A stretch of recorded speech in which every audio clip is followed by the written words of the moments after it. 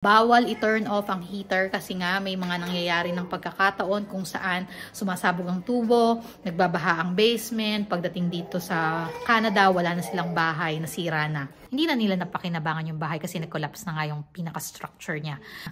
Parang sakit sa heart, di ba? Sakit yun, nagbabayad yung mortgage. Yeah, binabayaran mo yung mortgage mo pero wala kang tinitirahan. Philippines! Philippines! Philippines! Ayan na guys, pauwi na kami. Naglalabas na ng gamit si Kiko. Kasi susundin kami ni Kuya. Wala na. Susundin kami ni Kuya. Hi guys, watch out. Nilabas na ni Kiko dun para mamaya diretso sa panalang. Ready to go na. Yeah, so pagka 5 years ka na sa Canada, medyo matagal na yun.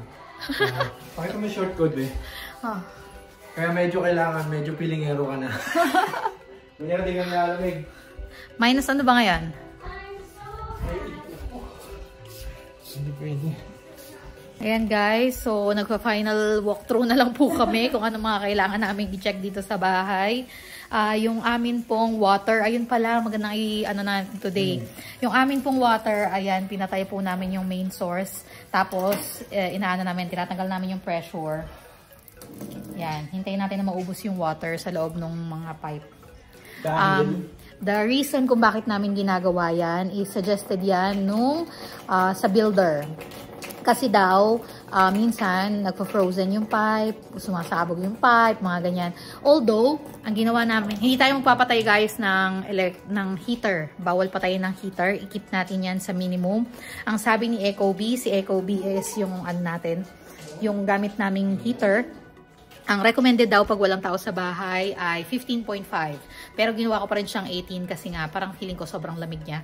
So, ikikip lang niya yung temperature ng 18 for the whole span na wala kami dito sa bahay. Bawal i-turn off ang heater kasi nga may mga nangyayari ng pagkakataon kung saan sumasabog ang tubo, nagbabaha ang basement, pagdating dito sa Canada, wala na silang bahay, nasira na.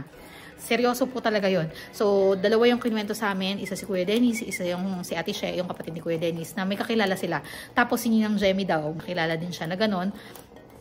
In-off ang heater ng bahay, pagbalik dito sa Canada, puno na ng tubig na nagyayelo yung basement. Tapos noon, after ng winter, nasira na yung bahay, nag-collapse na siya kasi nga, lumambot, syempre lalambot yung tubig, so lalambot yung lupa, so yun, basta masisira siya at hindi na siya matitiran.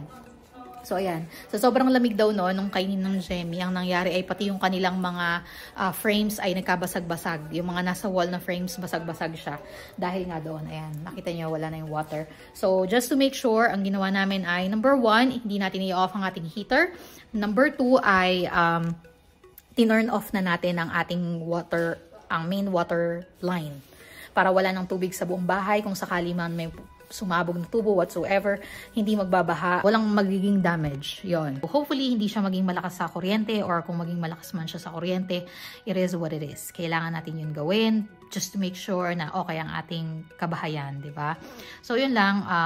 Very blessed din kami at may mga nagsasabi sa aming mga tao kung anong mga dapat at hindi dapat namin gawin. Especially since bago kami dito sa Alberta, hindi namin alam kung ano ba talaga ang pwede at hindi pwede. Napakagandang lesson nung sinabi sa amin na yun, magbabaha. Kasi kung papatayin mo nga naman ng heater, ay talaga namang magkakaputok-putok lahat ng tubo, diba? So, ang nangyari nga daw doon sa instance na yun, guys, ay hindi na nila napakinabangan yung bahay kasi nag-collapse na nga yung pinaka-structure niya. Ang sakit sa heart, diba? Sakit yun, nagbabayad yung mortgage. Yeah, binabayaran mo yung mortgage mo pero wala kang tinitirahan.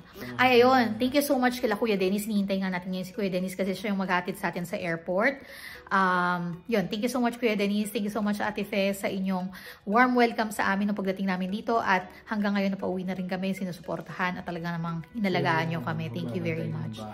Oo, si Kuya Dennis din yung napakiusapan namin na silip-silipin paminsan yung bahay, yung sasakyan, kung sabi nga ni Kuya Dennis kung kailangan i-on paminsan.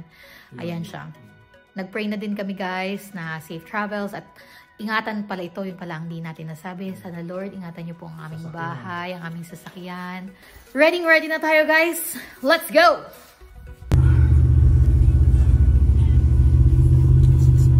Talaga yun, no? White yung white.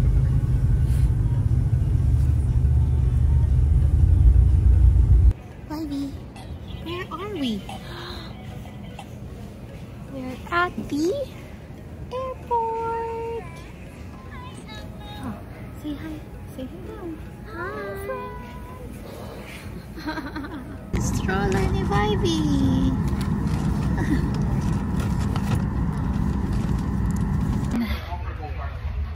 Hi guys! Hi! Uuwi pa ba tayo o babalik na lang tayo? Pwede pang magpago ang isip natin. Ang hirap mag-travel ng may baby at maraming dala-dala. Ay, grabe. Ayan. Hanapin muna natin yung next gate natin. Hi, Vibe! Ayan guys, nakaland na nga kami dito sa BC at hindi na kami nakapag-video masyado kanina. Grabe pala ang struggles ng traveling with baby. Ayan, kumain muna si Boss Kiko ng burger sa True Burger ko sa loob ng BC. Nagland kami 9 plus. Ang aming flight ay 12 something, midnight. So ayan, magbo-boarding kami ng mga 11:20. Hindi pa namin nahahanap kung saan ang aming gate. Pero sabi naman kasi magkakalapit lang naman daw dito sa BC. So, ayun. Ay. Tara, lipat na tayo dun sa gate. Hanapin natin kung nasan yung gate. Let's go! Hanapin lang natin yung D55. Hindi 55. Hi guys! Time check, 10:39. 11:20 ang ating boarding. At nandito pa rin nga kami sa Vancouver Airport. Huwag kayong maniniwala pag sinabi nilang maliit lang ang Vancouver Airport kasi hinihingal na po kami. At hindi pa rin kami nakakarating sa aming gate. Ayan, ang ganda lang. Gusto ko ipakita sa inyo. Oh, diba? Ibang view naman. O siya. Bye-bye! Pagod ka na, nak? Pagod yarn. Pagod yarn. Tara, video mo. Tutulog. Ayun. Tara. Little Madam. Sa kanyang unang...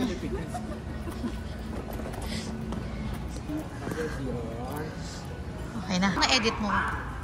I-upload ko pag uwi ng Pilipinas.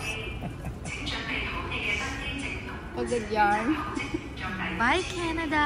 See you again next month. Next month. Nakasakay na kami ngayon sa Cathay Pacific going to saan ba tayo punta? Hong Kong. So 14 hours and 13 minutes yung aming flight.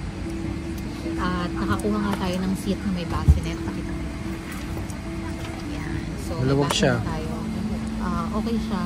Maluwag. Ganyan. Pero napakalayo talaga ng nilakad namin. Na-burn ko na lahat ng calories, guys. So, okay naman. Di ba baka lock-out na si Vibe, tulog na. Patulog na itong alaga namin. Yan, okay siya, guys. Basta natawag kayo in advance para makuha niyo yung seat na may bassinet. Yun lang. Tapos, kasabay binoard ang mga business class, tsaka children, tsaka yung mga impaired, need ng assistance. Yun lang. See you mamaya.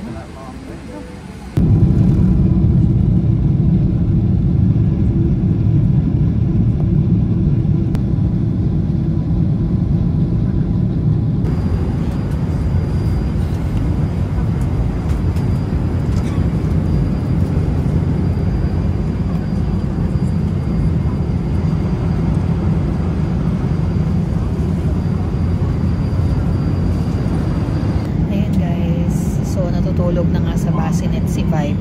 Hindi niyo siguro kung maririnig ako. Natutulog na sa bassinet si Vibe. Tapos meron tayong menu na na-receive. Ganito siya. Kalagay dito, guys. Ulam natin. 14 hours tayo. Almost 15 hours tayo dito. Dito na tayo maninirahan. Ito si Vibe.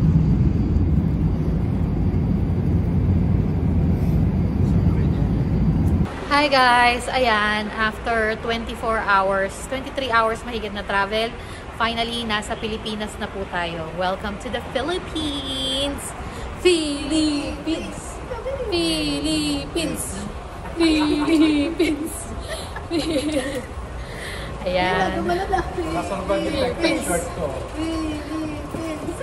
O, ayan. So, hanapin lang natin yung arrival. Ayun, paglabas namin ng plane, sinabi na agad sa amin na potential daw na naiwan yung dalawa sa 5 maleta namin. Sana naman wag yung 2 gatas ni Vibe yung naiwan. Ay, nako. Ang gatas ni Vibe ay nasa red at nasa brown. So, malalaan natin mamaya, guys. Pakita namin sa inyo. Babush! Guys, ayun na, may nakita na kaming isang maleta na may gatas. Felicia Bible. Ayan. May address pa. Philippines! Philippines! Philippines! Philippines! Philippines! Si Miss Rachel! Hi! Hi! Hi, friend! Philippines! Philippines!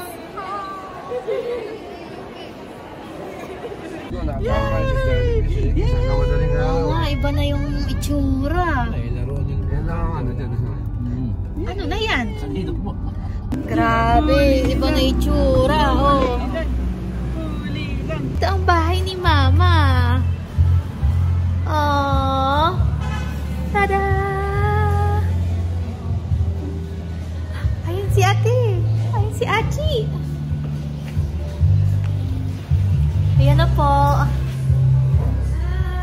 Good morning, good morning, good morning, guys. Narito nga tayo sa aming bahay. Saka ako na kayo home tour. Nasa annex po tayo ng aming bahay.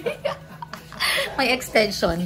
Ayan. Dirty kitchen po ito, dirty kitchen. Ibig po sabihin, marumi po yung kitchen. Apo. Yung sa kabila po, yung dirtier kitchen. Joke lang. Ayan, guys. So, nasa Pilipinas na nga tayo at hindi na nga tayo nakapag-vlog kahapon dahil nga tayo ay pagod na pagod na pagod na pagod na pagod. Ayan. So, yun. Nakaka-excite. Oo. Tumangkad ako. Charot. 5 years ago, wala pa tong annex. Annex A at Annex B. Yung bahay po namin ay may mga annex. So, wala pa po ito nung 5 years ago. Kaya first time ko rin siyang makita. Magha-house tour tayo sa mga dadating na panahon. Kung gusto niyo yan, I like. O siya. Magagayak lang kami. May pupuntahan lang kami. At saka, samahan nyo kami kasi mag-grocery tayo dito sa Pilipinas. Compare natin saan ang abutin ang $100 mo dito sa Pilipinas. O siya. Bye! Bye vlog!